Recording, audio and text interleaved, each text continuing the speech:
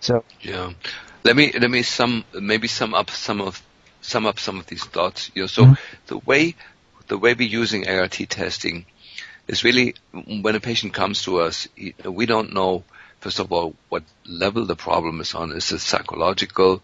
Is it energetic? Is it biochemical? Is it ancestral? Is it in the DNA? Is it the genes?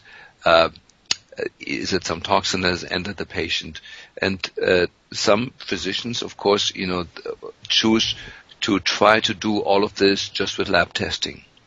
And then it becomes a very elitist type of medicine that only very, very few people can afford, to spend $6,000, $8,000, $10,000 in lab testing to find out where the weak spots are in a patient. And what we have come to really perfect is to use muscle testing to see where is the main area of weakness in this patient, and then to use the lab testing just specifically in that area, or an imaging technique, or an energetic tool like an EEG or EKG or nerve conduction study. These are all applications of physics.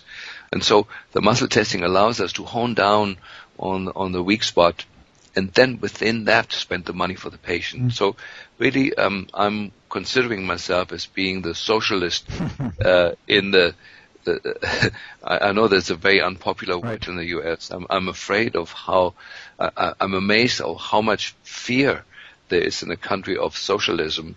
Like, it will be the end of the world if we become a little bit more social.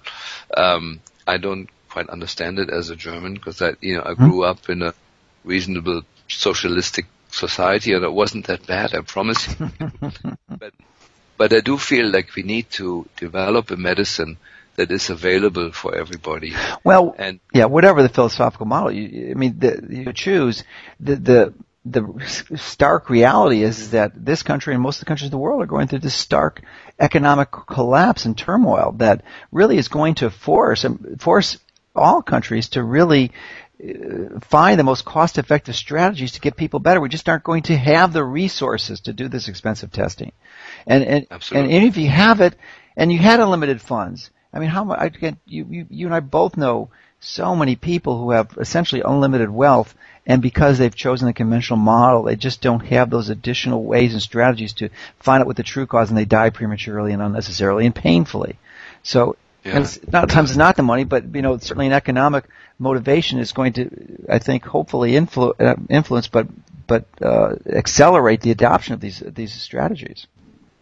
Yeah, so, I'm a general practitioner, and I look at the ART testing as an extension of the physical exam. We do a good physical exam, then we move on to do the ART testing, and then based on what we found, then we move on to the lab testing.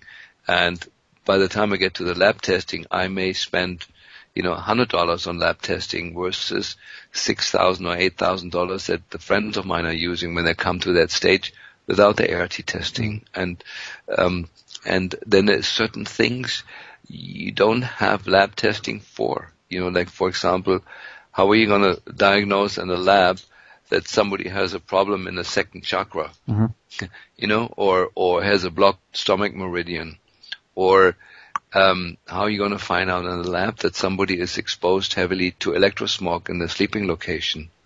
You can do it, by monitoring melatonin, but that's a very indirect indicator, But we have ways with muscle testing of having direct access to some of these energetic levels, where very often the cause of the illness lies. And so it's not that we just use the muscle testing instead of other tests, but also often it's the only test we have available for certain aspects that are very, very common.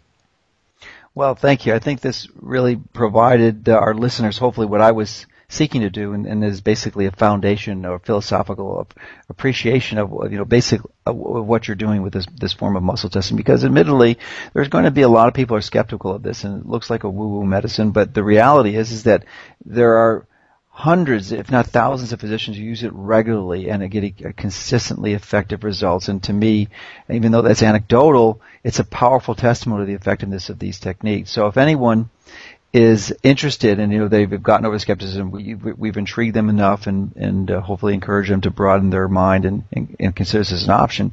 And if they're a clinician, I mean, certainly a patient can learn these too. And maybe you can comment on that, because I do know some patients come to your courses. What would you recommend as the next step for them?